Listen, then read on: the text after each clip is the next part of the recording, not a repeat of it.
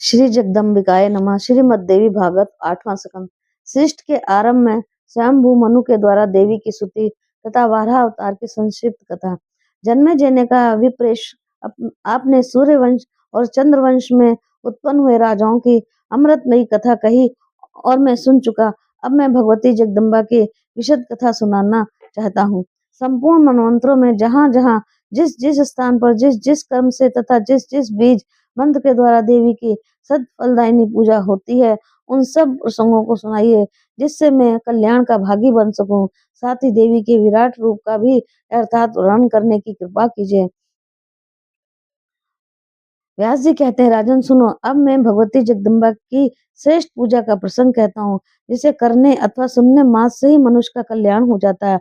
प्राचीन काल की बात है, जैसे ही प्रसंग को लेकर नारद जी ने भगवान नारायण से पूछा था, उस समय योगाचार्यों के पर्वत तक भगवान नारायण ने जो उत्तर दिया था वही मैं सुनाता हूँ। एक समय की बात है, ब्रह्मा जी के पुत्र श्रीमान नारद जी भूमंडल पर विचरते हुए भगवान नारायण के आश्रम पर पहुंचे। उन्होंने योगात्मा नारायण से प्रश्न किया। नारद जी ने कहा, देवेश्वर, आप पुराण पुरुषोत्तम संपूर्ण देवताओं के व्यवस्थापक हैं, जगत को धारण करने वाले सर्वज्ञानी तथा अशेष सद्गुणों से संपन्न है। भगवान, इस जगत को जो आद्य तत्व है उसे मुझे बताने की कृपा कीजिए। ये जगत किससे उत्पन्न हुआ है, कौन इसकी रक्षा करते हैं, किसके द्वारा इसका संहार होता है, कैसे समय में कर्मों के फल उदय होते हैं, किस ज्ञान के प्रभाव से इस मोहमयी माया को दूर किया जा सकता है तथा अंधकार पूर्ण जगत में सूर्योदय की भांति किस जप ध्यान अथवा पूजन से हृदय में प्रकाश प्रकट हो सकता है। प्रभु, आप इन संपूर्ण प्रश्नों का अर्थात उत्तर देने की कृपा कीजिए, जिसके फलस्वरूप प्राणी इस अत्यंत अंधकार में जगत को सुगमता पूर्वक पार कर सकें। व्यास जी कहते हैं, राजन, भगवान नारायण योगेश्वर मुनियों के सिर मोर तथा सनातन पुरुष हैं। देव ऋषि नारद के इस प्रकार पूछने पर उन्होंने कहना आरंभ किया। भगवान नारायण बोले, देव ऋषि नारद, तुम अब जगत को उत्तम तत्व को सुनो। जगत में एकमात्र तत्व भगवती जगदम्बा है। इस बात को मैं पहले ही कह चुका हूँ। देवता, ऋषि, गंधर्व तथा अन्य विद्वानों का यही कथन है। वह ही जगत की सृष्टि, पालन और संहार करती हैं, क्योंकि त्रिगुणात्मिका होने से संपूर्ण कार्य का भार उन्हीं पर निर्भर है। अब मैं देवी के उस स्वरूप का वर्णन करता हूँ जिसे सिद्ध पुरुष भी पूछते हैं तथा जो स्मरण करने वाले के समस्त विघ्नों को दूर करके उन्हें काम और मोक्ष तक देने में समर्थ हैं। ब्रह्मा जी के पुत्र स्वयंभू यदि मनु कहे जाते हैं। इन प्रतापी मनु के भार्या का नाम सतरूपा है। इन श्रीमान मनु के संपूर्ण मनवंतरों का पूर्वतक माना गया है।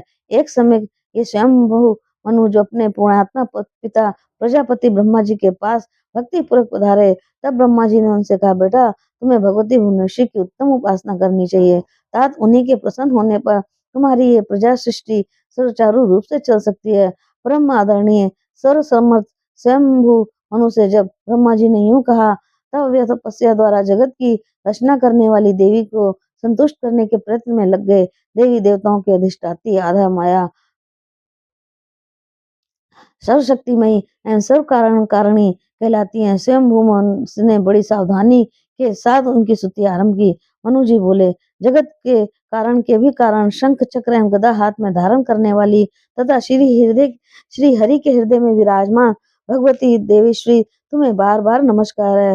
वेद में मूर्ति धारण करने वाली भगवती जगदम्बा के तुम कारण स्थान रूप में तीनों वेदों के प्रमाण को और जानने वाली संपूर्ण देवताओं की आराध्या कल्याण स्वरूपी पर ब्रह्म परमेश्वरी, महान भाग्यशालिनी, महामाया, महोदया, महादेव प्रिया वासा, महादेव प्रियंकरी, गोपेंद्र प्रिया, ज्येष्ठा, महानंदा महोत्सव तथा महामारी के भय को नष्ट करने वाली तथा देवताओं के द्वारा सुपूजित हो, तुम्हें नमस्कार है। नारायणी, तुम सब प्रकार मंगल प्रदान करने वाली मंगलमयी हो। कल्याण रायनी शिवा, सब पुरुषार्थों को सिद्ध करने वाले शरणागत वत्सला, तीन नेत्रों वाली एवं गौरी हो, तुम्हें नमस्कार है। जिनके प्रकाश से ये जगत उत्पन्न हुआ है, जो अखिल भूमंडल में व्याप्त है, चैतन्य आदि अंत से रहित एवं तेज की पुंज है, जिनका संकेत पाकर ब्रह्मा संपूर्ण विश्व की सृष्टि, विष्णु पालन तथा रुद्र संहार करते हैं। मधु के टप के भय से अत्यंत घबराए हुए ब्रह्मा ने जिनकी स्तुति करके भयंकर दानव में संसार समुद्र से अपना उद्धार किया, उन भगवती जगदम्बा को नमस्कार है। देवी तुम ही कीर्ति, स्मृति, कांति, कमला, गिरिजा, सती, दाक्षायणी, वेद गर्भा, बुद्धि दात्री एवं अभ्या नाम से प्रसिद्ध हो। माता, मैं तुम्हारी स्तुति, पूजा, प्रणाम, जब ध्यान, चिंतन, अवलोकन तथा चरित्र श्रवण करता हूँ, तुम मुझ पर प्रसन्न हो जाओ। महान मंगल में विग्रह धारण करने वाली लोकेश्वरी, तुम्हारी ही कृपा से ब्रह्मा वेद के भंडार, श्री हरि लक्ष्मी जी के स्वामी, इंद्र लोकी के अध्यक्ष, वरुण जलचर जीवों के नायक, कुबेर धन के अधिपति, यमराज प्रेतों के शासक, नैरात्र रक्षों के नाथ तथा चंद्रमा रसों के स्वामी एवं लोकवंद बने हैं जगदम्बिके, तुम्हें बार बार अनाकेशा प्रणाम है। भगवान नारायण कहते हैं, देव ऋषि नारद ब्रह्मपुत्र स्वयंभू मुने जब इस प्रकार भगवती नारायणी की स्तुति की तो वह प्रसन्न होकर उनके प्रति बोली। श्रीदेवी ने कहा, राजन ब्रह्मपुत्र, तुम्हें इच्छा हो वही वर मांग लो। मैं इस समय तुम्हारी स्तुति, भक्ति और आराधना से परम प्रसन्न हूँ।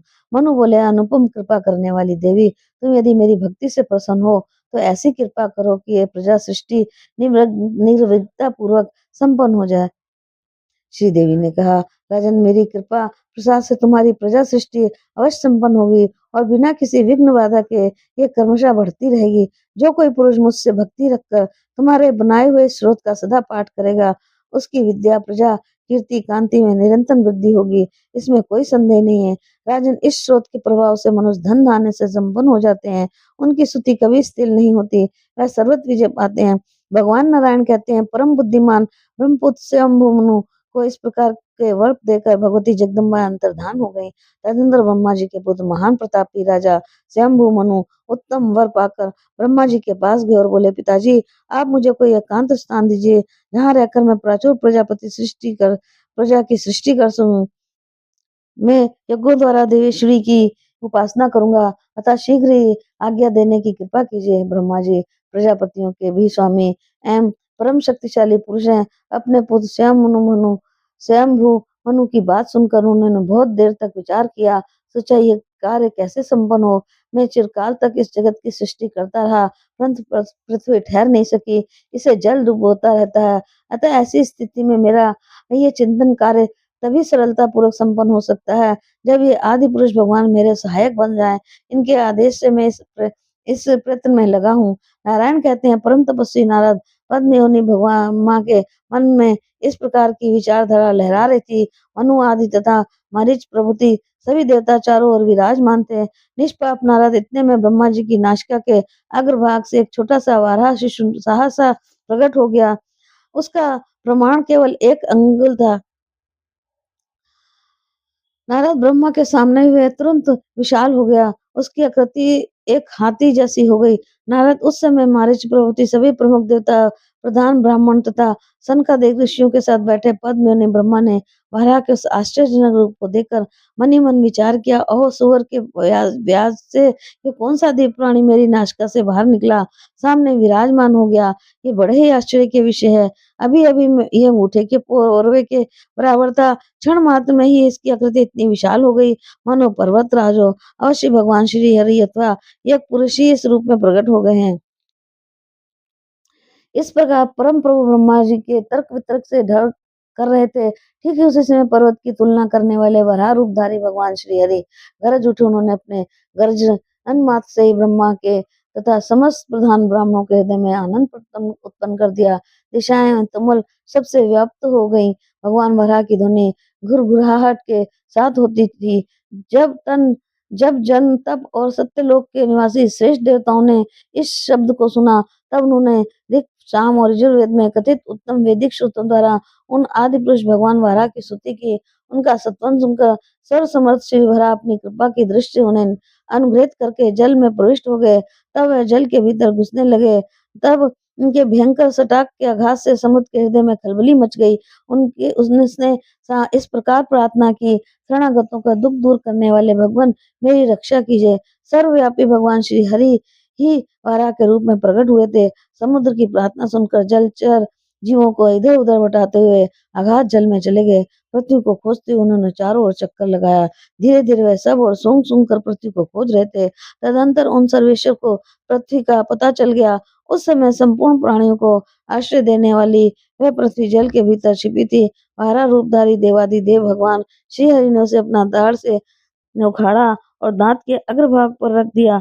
उस समय अवसर पर उन यज्ञेश एवं योग पुरुष भगवान वाराह की ऐसी शोभा हो रही थी मानो कोई दिग्गज कमलिनी को दांत कर लिए हो। देवेश्वर श्री हरि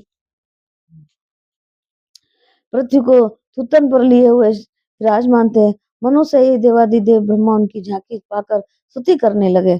ब्रह्मा जी बोले, भक्तों का संकट टालने वाले कमल लोचन भगवान श्री हरि आपकी जय हो। संपूर्ण कामनाओं को पूर्ण करने वाले भगवान आपके सामने अन्य सभी देवता तुच्छ हैं। प्रभु ये पृथ्वी आपका द्वार पर इस प्रकार शोभा पा रही है मानो पत्रों से भरी पूरी कमलनी किसी मतवाले हाथी की सूंड पर विराज रही हो। पृथ्वी को लिए रहने के कारण आपका शरीर ऐसे शोभायमान हो रहा है जैसे कमल को उखाड़कर सूंड पर लिए हुए ऐरावत हाथी हो। सृष्टि एवं संहार के प्रवर्तक देवेश आपको नमस्कार है। संपूर्ण देवताओं के आश्रयभूत एवं बृहद ध्यान कहलाने वाले भगवान हाँ, आपको आगे एवं पीछे से बार-बार नमस्कार है। आपने ही मुझे शक्तिशाली बनाकर प्रजा की सृष्टि करने के लिए नियुक्त किया है। मैं तो आपका आज्ञाकारी हूँ। सृष्टि को चालू रहना या बंद होना आपकी आज्ञा पर निर्भर है। हरे आपकी सहायता से ही प्राचीन समय में संपूर्ण देवताओं ने बल एवं काल के अनुसार अमृत के विभाजन में सफलता प्राप्त की थी। आपकी आज्ञा से इंद्र त्रिलोकी की राज्य पर प्रतिष्ठी है।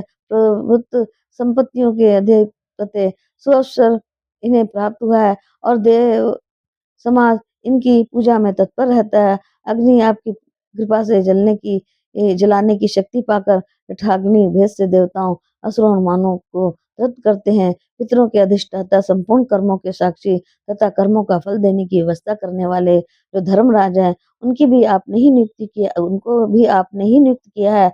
निरत आपके बनाने पर ही राक्षसों के स्वामी बने, जिसमें अखिल विघ्नों को दूर करने की शक्ति है तथा जो संपूर्ण प्राणियों के कर्म को देखते रहते हैं।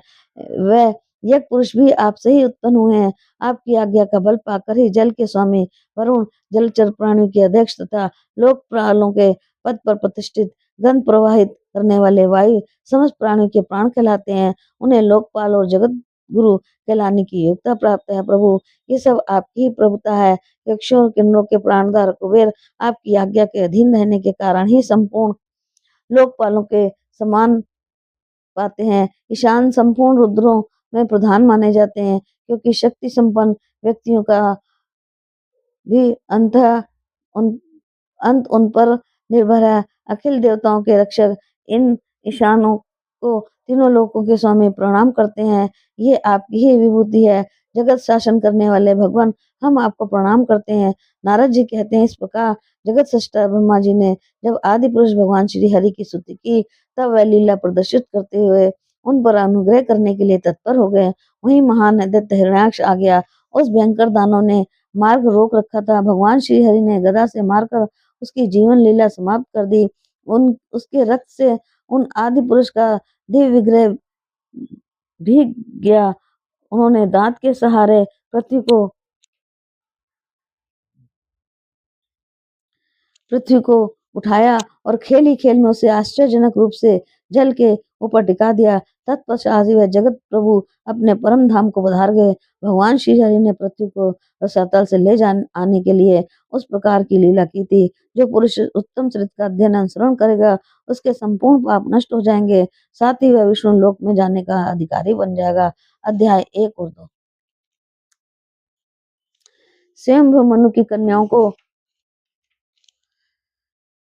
वंश का संक्षिप्त परिचय और सातों दीपों के उत्थान का क्रम। भगवान नारायण कहते हैं, नारद, जब भगवान श्री हरि इस प्रकार पृथ्वी को यथास्थान स्थापित करके वैकुंठ लौट गए तब ब्रह्मा जी ने अपने पुत्र स्वयं मनु से कहा, महाभव, तुम परम तेजस्वी पुरुष हो। अब तुम इस स्थूल में स्थान पर विराजमान होकर समुचित रूप से प्रजा की सृष्टि करो। विभव, सर्वप्रथम देश एवं काल के विभाग के अनुसार यज्ञ में काम आने वाले उत्तम तथा मध्यम सभी पदार्थों को एकत्रित करके उनके द्वारा यज्ञ के स्वामी परम पुरुष की उपासना करो। शास्त्रोक्त धर्म का उच्चारण करो।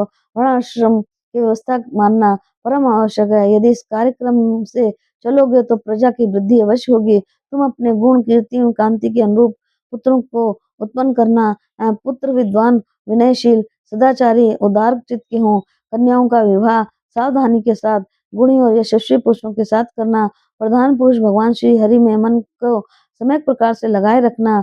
भक्ति पूर्वक साधन करते हुए भगवान की उपासना में लगे रहना। यूं करने से तुम उस अभिष्ट स्थान को पा जाओगे जिसके लिए योगी गण प्रार्थना करते हैं। नारद प्रजापति ब्रह्मा जी ने अपने पुत्र स्वयंभू मनु को यूं उपदेश देकर उन्हें प्रजा की सृष्टि करने के कार्य में नियुक्त कर दिया। तदंतर वे अपने धाम को चले गए। पुत्र, तुम प्रजा की सृष्टि करो। पिताजी, ये आज्ञा महाराज स्वयंभू मनु के हृदय में स्थान पा चुकी थी, अतः वह इस कार्य में संलग्न हो गए। उनसे दो परम तेजस्वी पुत्र उत्पन्न हुए, प्रियव्रत और उत्तानपाद। उनके तीन कन्याएं हुई। पहली पुत्री का नाम आकृति था, दूसरी पुत्री देवहूति नाम से प्रसिद्ध हुई, तीसरी जगत को पवित्र करने वाली कन्या का नाम उन्हीं ने प्रस्तुति रखा। स्वयं मनु ने अपनी प्रथम कन्या आकृतिका रुचि के साथ, द्वितीय कन्या देवहूति का धर्म के साथ तथा तृतीय पुत्री प्रसूति का दक्ष प्रजापति के साथ विवाह कर दिया। जिनकी सारी प्रजा जगत में विख्यात है। रुचि के यहाँ आकृति के गर्भ से आदि पुरुष भगवान प्रकट हुए। उनका नाम यज्ञ पुरुष हुआ। कृदम के सहयोग से देवहूति भगवान कपिल की माता हुई। ये महाभाग कपिल जी सांख्य शास्त्र के आचार्य हैं। अखिल जगत उन्हें जानता है। दक्ष से प्रसूति के द्वारा बहुत सी कन्याएं रूपी संतान हुई। उन्हीं कन्याओं को ही देवता, मानव और पशु आदि संतान जगत में प्रसिद्ध है।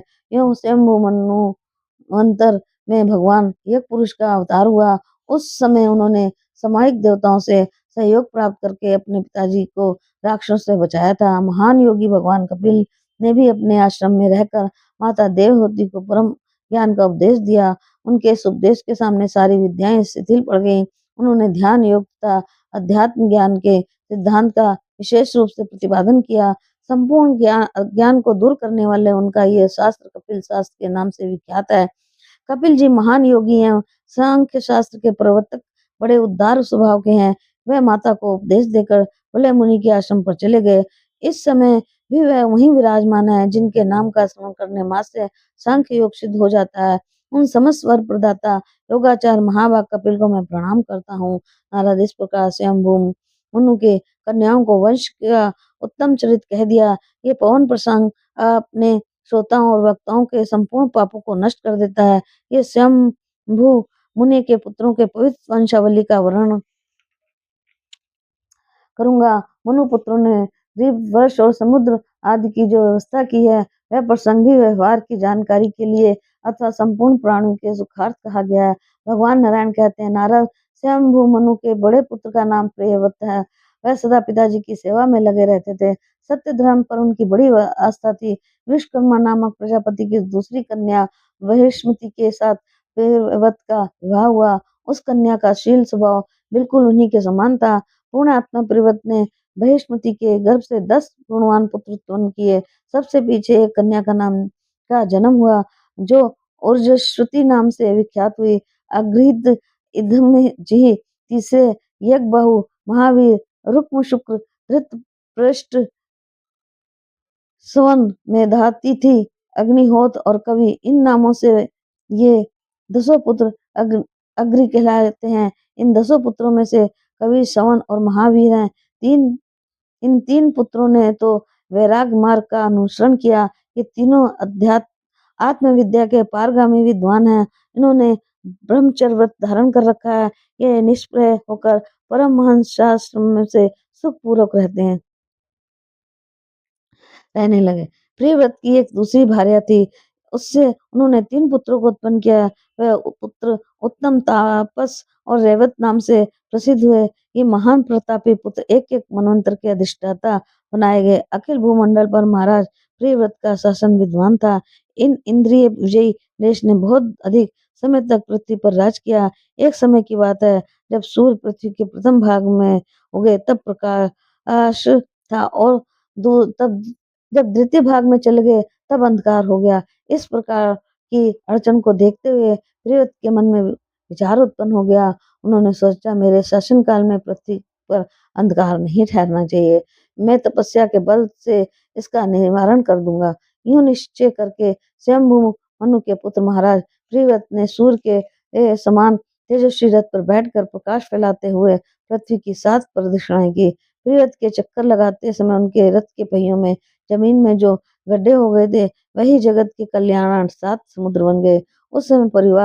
उस समय परिक्रमा के बीच की जो पृथ्वी थी, वही 7 द्वीपों के रूप में प्रणीत हो गई और रथ के पहियों से छिद्र छिद कर जो समुद्र बने थे, वह उनकी परीक्षा का काम देने लगी। तभी से पृथ्वी 7 द्वीपों की प्रसिद्धि हुई। उन द्वीपों के नाम हैं जम्बू, प्लक्ष, साल्मिक, कुश, कौंच, शाक और पुष्कर। इन उन द्वीपों का परिणाम उत्तर उत्तर के क्रम से दुगना है। उनके बहरा चारों ओर विभाग के क्रम से समुद्र हैं। समुद्र शरौद्र, ईशरोद, शरोद्र, दत्तोद, शिद्रोद, दधिमंडोद और शतोद नाम से विख्यात है। तभी से भूमंडल पर इन 7 समुद्रों की प्रसिद्धि हुई। 4 समुद्र से घिरा हुआ जो पहला द्वीप है, उसे जम्बू द्वीप कहते हैं। महाराज प्रियव्रत ने अपने पुत्र अग्नित को इस द्वीप का राजा बना दिया। दूसरे द्वीप का नाम लक्षद्वीप है। उस द्वीप को ईख के रस से भरे हुए समुद्र ने घेर रखा है। प्रियव्रत कुमार इधम जी यहाँ के शासक हैं। सालमली द्वीप मदिरा के समुद्र से घिरा हुआ है। प्रियव्रत ने अपने पुत्र यज्ञबाहु को यहाँ का अध्यक्ष बना दिया। कुछ द्वीप बड़ा ही रमणीय है।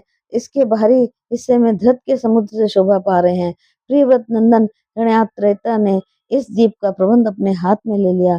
पांचवें को कोच्च द्वीप कहते हैं। इसके चारों ओर शीर्ष समुद्र है। प्रियव्रत के महाबली पुत्र धृतराष्ट्र पर इस द्वीप के ये राजा हुए। शाक द्वीप सभी द्वीपों से बढ़कर सुंदर है। दधि मंडोद समुद्र ने इसे घेर रखा है। प्रियव्रत के सुप्रसिद्ध पुत्र मेधातिथि इस द्वीप के नायक हैं। पुष्कर द्वीप मीठे जल के समुद्र से घिरा है। अपने पिता प्रियव्रत की अनुमति पाकर प्रतिहोत्र ने यहाँ के शासन की बागडोर हाथ में ली। महाराज प्रियव्रत ने अपनी कन्या ओजस्वती का विवाह शुक्राचार्य के साथ कर दिया। शुक्राचार्य की कन्या देवयानी इस ओजस्वती के गर्भ से उत्पन्न हुई थी। ये सभी जानते हैं। इस प्रकार महाराज प्रियव्रत ने अपने पुत्रों को 7 द्वीप बांट दिए और वह स्वयं योग मार्ग का आश्रय लेकर सन्यासी बन गए। अध्याय 3 और 4।